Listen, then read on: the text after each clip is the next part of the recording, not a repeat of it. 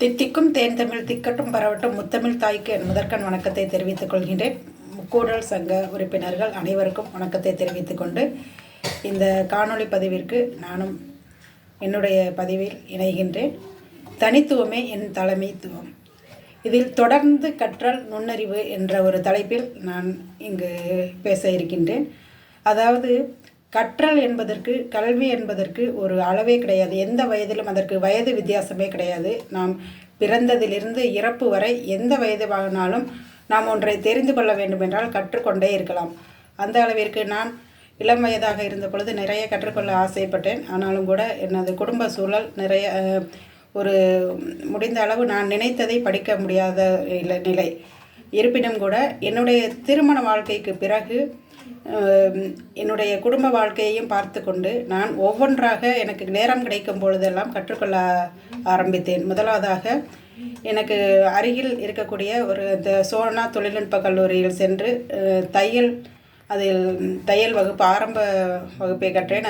அதற்கு பிறகு அதற்கு அடுத்த கட்ட வகுப்பையும் கற்று அதிலிருந்தும் தேர்வு பெற்றேன். அடுத்தது அழகுக்கலை பயிற்சியை கற்றேன்.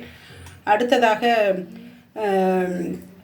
மகளிருக்கான ஒரு தொழில் முனைவோர் பயிற்சி கிடைத்தது. அதை படிப்பதற்கான வாய்ப்பு அதனையும் கற்று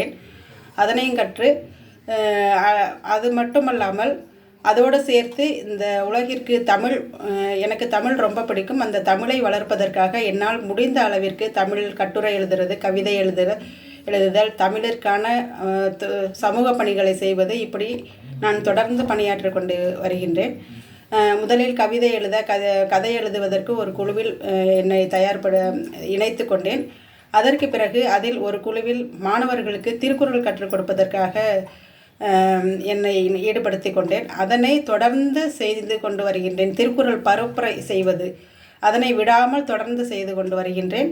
அதனை மாணவர்களுக்கு கற்றுக் கொடுப்பதோடு மட்டுமல்லாமல் பெரியவர்களும் கற்றுக்கொள்ள வேண்டும் என்பதற்காக நானே ஒரு மாந்தளிர் புவைகள் குழுமம் என்ற ஒரு குழுவை ஆரம்பித்து அதிலும் திருக்குறள் கருத்தும் காணமும் என்ற நிகழ்வை மிக அழகாக செம்மையாக நடத்தி வருகின்றேன். அது மட்டுமல்லாமல் அதிலிருந்து திருக்குறளுக்கான நடுவர் பணியையும் 125 வாரங்கள் தொடர்ந்து செய்து கொண்டு வருகின்றேன்.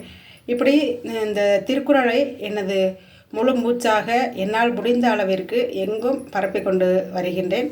இதுவே என்னுடைய தனித்துவமாகவும் தலைமைத்துவமாகவும் இருக்கிறது என்பதை உங்களிடம் சொல்வதில் பெருமைப்படுகின்றேன்.